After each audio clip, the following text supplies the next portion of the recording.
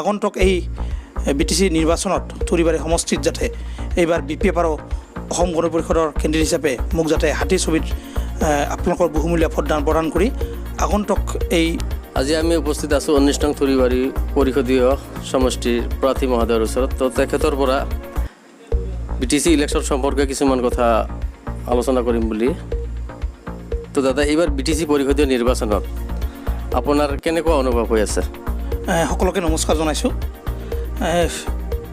যি আগন্তুক যি বিটিচি নিৰ্বাচন, এই বিটিচি নিৰ্বাচনত আমাৰ 19 নং থুৰিবাৰী সমষ্টিত BPF আৰু AGPৰ মিত্ৰজোঁটৰ প্ৰাৰ্থী হিচাপে মই এইবাৰ 19 নং থুৰিবাৰী সমষ্টিত প্ৰতিদ্বন্দ্বিতা আগবঢ়াইছোঁ।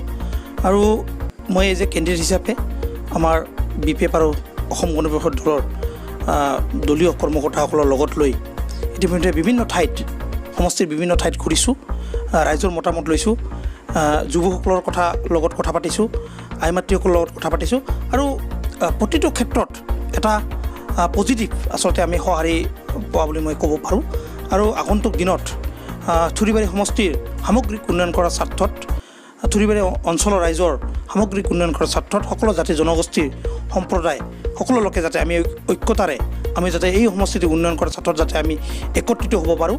আৰু আগন্তুক এই বিটিচি নিৰ্বাচনত থুৰিবাৰী সমষ্টিত যাতে এইবাৰ BPF আৰু অসম গণ পৰিষদৰ কেন্দ্ৰীয় হিচাপে মোক যাতে হাতী ছবিত আপোনালোকৰ বহুমূলীয়া ভোটদান প্ৰদান কৰি আগন্তুক এই সমষ্টিটো উন্নয়ন কৰাৰ স্বাৰ্থত আগুৱাই যোৱাত সহায় সহযোগ কৰিবলৈ আশা ৰাখিলোঁ। এইবাৰ আপুনি এজন যুৱ নেতা হিচাপত যেতিয়া জিকাৰ পিছত যুৱ সমাজক কিমান দূৰ আগুৱাই লৈ যোৱাৰ প্ৰচেষ্টা হাতত ল'ব? যুৱশক্তিয়ে মূল আচলতে চালিকা শক্তি বুলি ক'ব পাৰোঁ।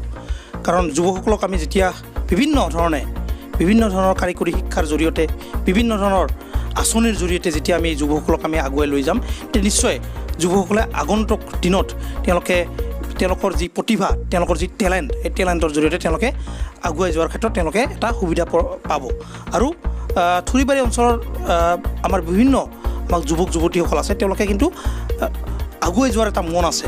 গতিকে এই ক্ষেত্ৰত মই এজন যুৱ প্ৰতিনিধি হিচাপে মই সকলো যুৱক যুৱতীসকলৰ লগত থাকি একেলগে আমি যাতে আগুৱাই যাব পাৰোঁ আৰু অঞ্চলটোৰ উন্নয়ন যাতে সাধন কৰিব পাৰে, সেই আশা আগত পুহি ৰাখিছোঁ। তো যোৱা পৰিষদীয় নিৰ্বাচনত যি বড় অবড়োৰ মাজত যি ঢেউ আছিল, সেইবেলি কি সেই ঢেউ পুনৰাই হ'ব নেকি? নাই, বড় অবড়োৰ আচলতে এতিয়া কোনো ধৰণৰ ঢৌ নাই। এটা সময় আছিল, হয়তো সেই সময়ত তেনেকুৱা ধৰণৰ আছিল, কিন্তু আমি বিচাৰোঁ সকলো জাতি জনগোষ্ঠীৰ মাজত সমন্বয়, বিশ্বাস আৰু একতাৰে আমি উন্নয়নৰ ক্ষেত্ৰত আমি আগবাঢ়ি যাব লাগে। মূল কথাটো হৈছে কি, উন্নয়নমূলক দিশত আমি আগুৱাই যাব লাগিব, প্ৰগতিৰ দিশত আমি আগুৱাই যাব লাগিব। সেইকাৰণে বিটিচি ফাগ্ৰামা মহিলাৰ নেতৃত্বত এইবাৰ আমি এখন সুস্থিৰ চৰকাৰ আমি গঠন কৰাৰ দিশত ইতিমধ্যে আমি অগ্ৰসৰ হৈছোঁ। আৰু 19 নং থুৰিবাৰী সমষ্টিত আমি BPF আৰু AGP দলে এইবাৰ জয়ী হোৱাৰ এটা পূৰ্ণ সম্ভাৱনা ইতিমধ্যে আমি দেখিবলৈ পাইছোঁ।